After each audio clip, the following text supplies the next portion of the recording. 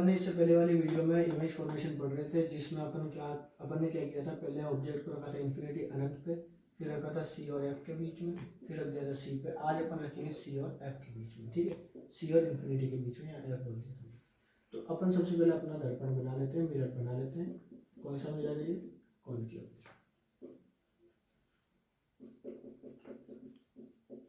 यानी कि अवतल दर्पण।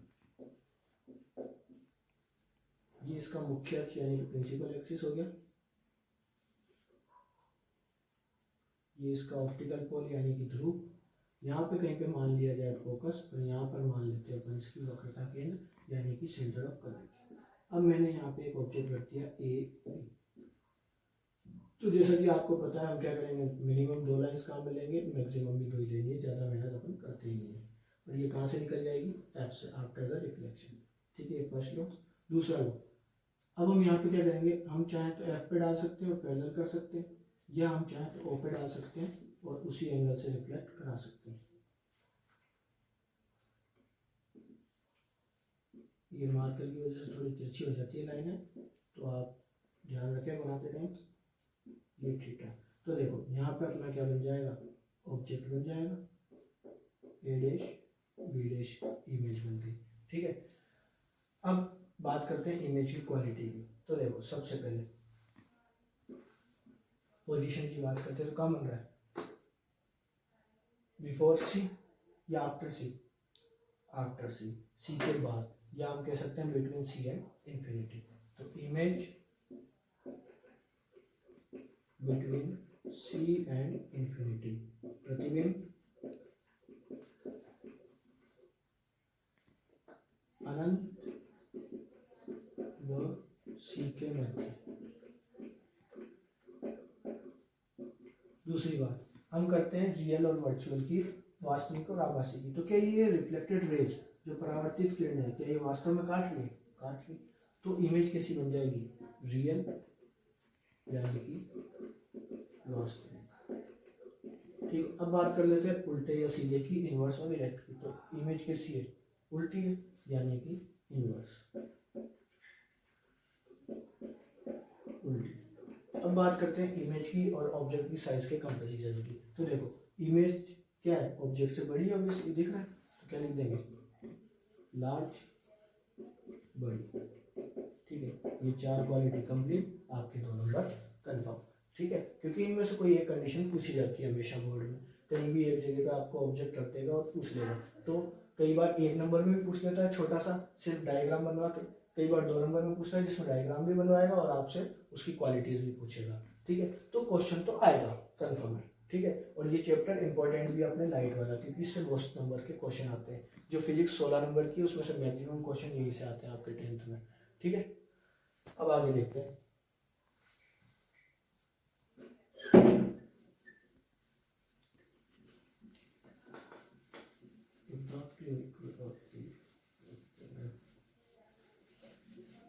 अब देखो जैसे कि अपन फॉलो कर रहे हैं रूल के, अपने ऑब्जेक्ट को लेके आ रहे हैं पास, तो अब थोड़ा और पास लेके आएंगे, तो अगला ऑब्जर्विंग पॉइंट क्या हो जाएगा, एफ। तो अपन अगली बात कर लेते हैं, व्हेन ऑब्जेक्ट एट एफ, जब बिंदु एफ पर हो, एफ यानी फोकस पर हो, ठीक है। हमें शॉर्ट में लिखा। तो सबसे पहला काम क्या करते हैं, मिरर बनाते हैं, ये बनाते हैं। इसका प्रिंसिपल एक्सिस, मुख्य अक्ष खींच लिया, यहाँ पर इसका ऑप्टिकल पोल यानी कि ध्रुव हो गया, ये हो गया कॉनकेव मिरर यानी कि अवतल दर्पण, ठीक है। अब हमें क्या करना है, ऑब्जेक्ट रखना है कहाँ पे, फोकस पे। तो ये फोकस पॉइंट हो गया, ये अपना ऑब्जेक्ट हो गया ए एंड बी। तो सिंपली एक लाइन तो गई क्या, पैरेलल, और कहाँ से निकल जाएगी, एफ से, ठीक है। दूसरी लाइन, अब देखो यहाँ पर ना तो आप सी के थ्रू ला सकते हो क्योंकि सी तो पीछे रह गया, ठीक है, लाइट पीछे थोड़ी जाएगी, आगे जानी है, ठीक है। ना एफ से निकाल सकते क्योंकि एफ का तो खुद ऑब्जेक्ट है, तो हमें यहाँ पर एक ही चांस बचता है, ऑप्टिकल पोल वाला, प्रकाशीय ध्रुव वाला, तो ये चला जाएगा। अब देखिए ये लाइंस आपको पैरेलल दिख रही है, मार्कर से हो सकता है थोड़ी तिरछी हो गई हो, लेकिन ऑलमोस्ट क्या है, ये पैरेलल है। अब पैरेलल लाइंस हमें तो इमेज बनाना है भाई, और इमेज कब बनेगा, जब ये लाइंस क्रॉस करेगी, ठीक है, और लाइन किसी आ गई पैरेलल, तो फिर क्या करें, कहाँ क्रॉस करेगी, पैरेलल लाइंस कहाँ क्रॉस करती है, इन्फिनिटी पे। भाई गणित में पढ़ा होगा ना कि समांतर किरणें अनंत पर काटती है, तो इमेज क्या बन जाएगी, इमेज है इन्फिनिटी, प्रतिबिंब अनंत पर, ठीक है। अब बात करते हैं रियल या वर्चुअल की। तो रियल वास्तविक या आभासी की, तो वास्तविक कब बनती है, जब प्रकाश किरणें वास्तव में मिलती, तो ये अनंत पे सच में जा रही है। ऐसा तो है नहीं कि आपने ऐसा सोच लिया कि हाँ ये अनंत पे जा रही है, सच में जा रही है, तो इसका मतलब इमेज भी कैसी बनेगी हमारी, रियल, वास्तविक, ठीक है। अब कई बुक्स में आप देखते हैं या पढ़ोगे कि जो इमेज है वो उल्टी बताई गई है वहाँ पर, कि जो इमेज बनती है वो उल्टी बनती है, बट एक्चुअली हम इसको उल्टी कह नहीं सकते। क्यों नहीं कह सकते, क्योंकि आप तो गए नहीं इन्फिनिटी पे, मैं भी नहीं गया, ठीक है, तो हमें क्या पता उल्टी है सीधी है, तो हम यहाँ पर वो उल्टे सीधे वाला काम में कंसेप्ट लेते ही नहीं, सीधा पहुँच जाते हैं साइज पे। तो देखो ये लाइन्स इन्फिनिटी तक जाएंगी, तो इसका मतलब बहुत बड़ा बनेगा, और बहुत बड़ा बनेगा तो इसको कहेंगे जायंट, हिंदी में हम लिख सकते हैं विशालकाय, ठीक है। अब क्या करना है, थोड़ा और पास लेके आना है, तो एफ पे तो आ गए, अब थोड़ा और पास ले आओ, तो कहाँ ले आएंगे, बिटवीन एफ एंड ओ। तो देखो अगला अपन आपको बताते हैं एफ एंड ओ का।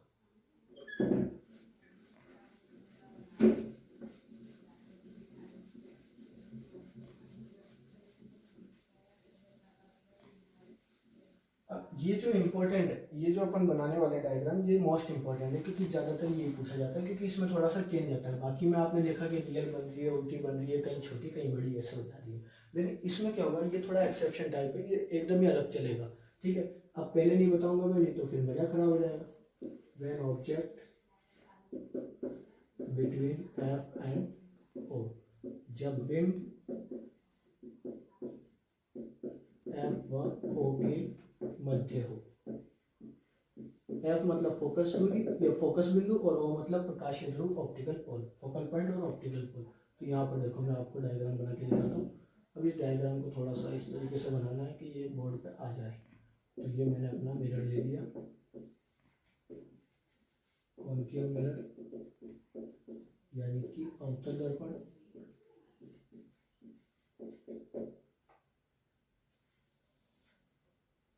ये इसका मुख्य अक्ष प्रिंसिपल एक्सिस, ये इसका एफ। अब यहाँ पे रख दिया, ठीक है।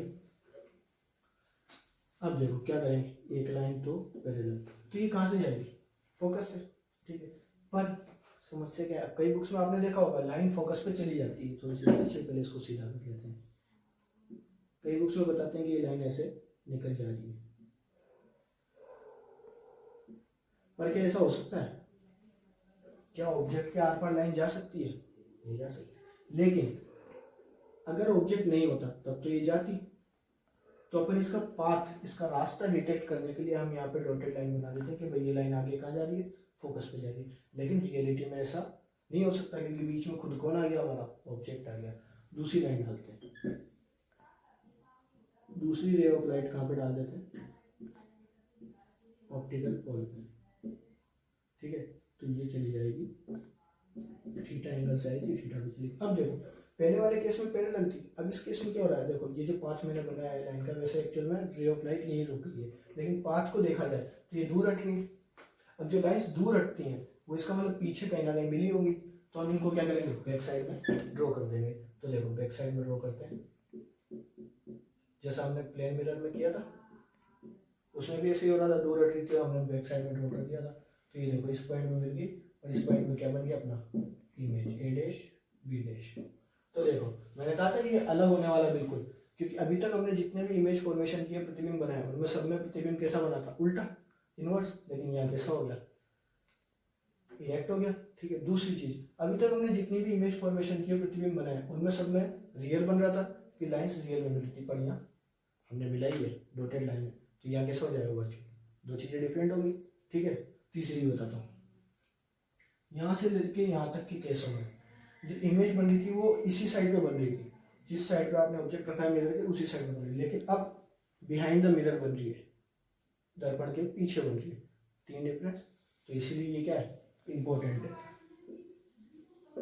Double star. ठीक है, मैक्सिमम चांस होते हैं इसके पूछे जाने के। तो देखो अपन लिखते हैं इमेज।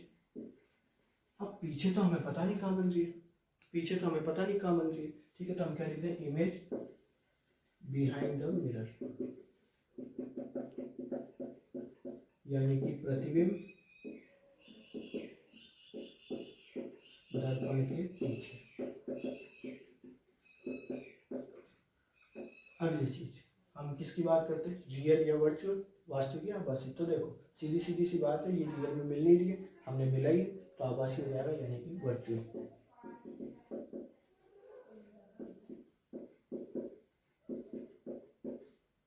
तो कुछ रटने जैसा नहीं है, आप बस लाइनें खींचो, रूल्स को फॉलो करो, अपने आप आपके पास इमेज बन के आ जाएगी, कहाँ बन रही कहाँ नहीं बन रही। उल्टी सीधी की बात करें तो इरेक्ट, सीधी और कैसी, बड़ी है तो लार्ज, बड़ी। ठीक है, ये अपने पास हो गए कॉनकेव मिरर से, अवतल दर्पण से प्रतिबिंब के निर्माण। अब मैंने आपको वादा किया था कि अपन ट्रिक बताएंगे जिससे आपको याद रहे। ठीक है, तो ट्रिक के लिए, और दूसरी, कई बच्चों ने कहा था कि सर आपने पिछली वीडियो में नोट्स नहीं डाले, तो दोनों वीडियो के एक साथ नोट्स में इस वीडियो में डाल दूंगा। ठीक है, लिंक में चेक कर लें नीचे डिस्क्रिप्शन में। तो देखो अब आपको ट्रिक बताता हूँ। तो ट्रिक जानने के लिए, जैसे मैंने जो ऊपर वाली लाइन लिख रखी है, वो तो आपके पास क्या है, ऑब्जेक्ट की पोजीशन है। अब हम बात करते हैं इमेज की पोजीशन की, क्योंकि हमें चीज़ें पूरी याद रखनी है ना। कई बुक्स में आपको ये टेबल में मिल जाएगी, पर मैं ट्रिक बताऊंगा याद करने की। जैसे देखो अपन ने जब इन्फिनिटी अनंत पे रखा था ऑब्जेक्ट को, तो इमेज कहाँ बनी थी, एफ पे। फिर हम इसको थोड़ा पास लेके आए थे, तो इमेज क्या हुई थी, दूर गई थी। जब हमने सी और इन्फिनिटी के बीच में रखा था, तो इमेज क्या बन गई थी, सी एंड एफ के बीच में। तो देख रहे हो आप, जैसे जैसे हम ऑब्जेक्ट को पास लेके जा रहे हैं, वैसे वैसे इमेज क्या हो रही है, दूर आ रही है। ठीक है, जब हम सी पे रखे थे तो सी पे बन गया, क्योंकि ये भी थोड़ा दूर किसके लिए, वो पास है, तो दोनों एक ही पॉइंट पर ओवरलैप हो गए। फिर हमने जब सी और एफ यानी और पास ले गए, तो ये क्या हो गई, और दूर हट गई, सी एंड इन्फिनिटी। फिर और पास ले गए एफ पे, तो कहाँ बन गई, इन्फिनिटी पे, दूर खिसक रहा है। ठीक है, और जब एफ और ओ ले लेते हैं तो एक्सेप्शन है ही, तो यहाँ पे तो क्या हो जाएगा, बिहाइंड द मिरर, दर्पण के पीछे। ठीक है, तो इस एक को छोड़ दो क्योंकि ये तो एक्सेप्शन है। बाकी देखो आप ढंग से देखो, ये जो लाइन थी ऑब्जेक्ट पोजीशन की, मैंने इसको क्या किया, उल्टा लिख दिया। यहां से लिखना स्टार्ट करो, ये होगी ऑब्जेक्ट पोजीशन, बिंब स्थिति, ये होगी इमेज पोजीशन,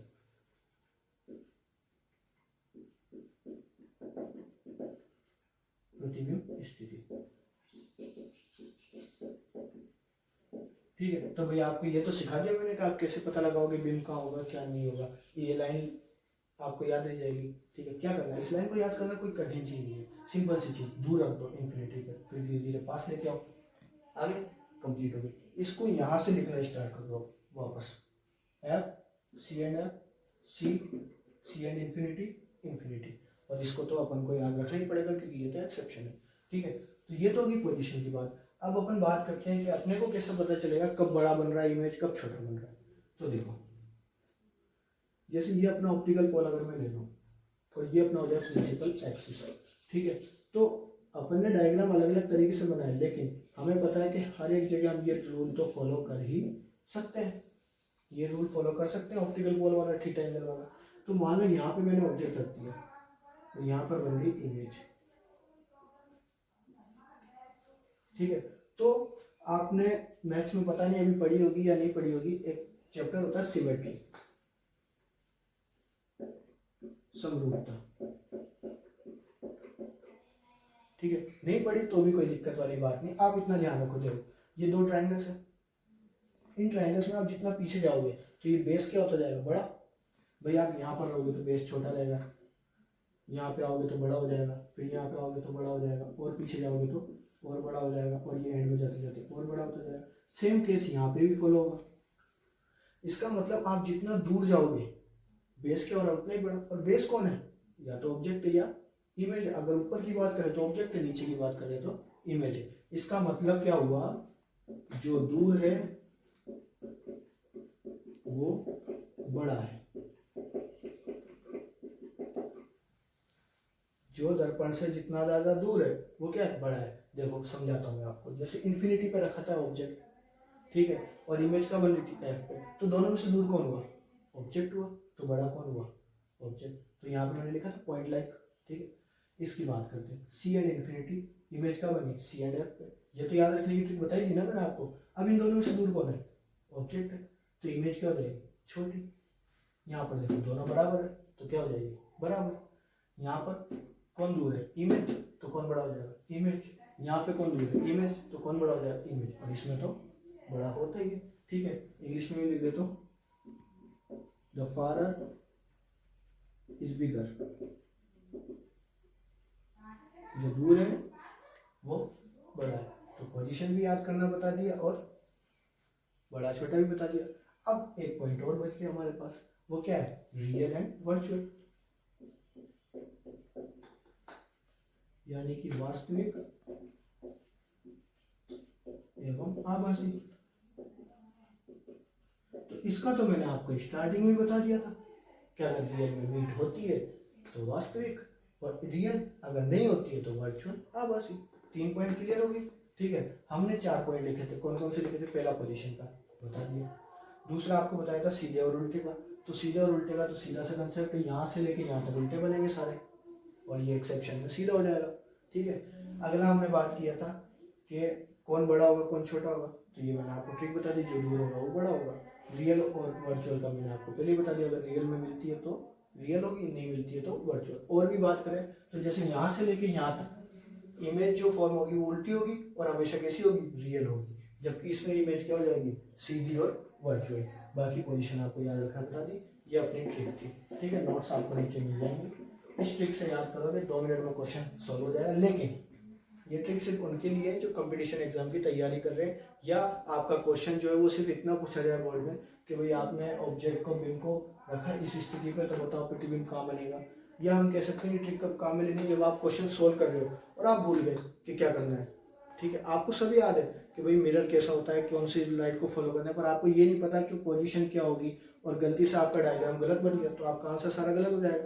लेकिन अगर आपको ये ट्रिक पता है तो आप अपने उस गलत डायग्राम को भी क्या कर सकते हो, सही भाई क्वालिटी तो लिख ही सकते हो इन ट्रिक से, तो 1 नंबर तो मिल जाएगा, ज़्यादा से ज़्यादा कटेगा 2 में से 1, तो नी मामा से तो काना मामा अच्छा, ठीक है।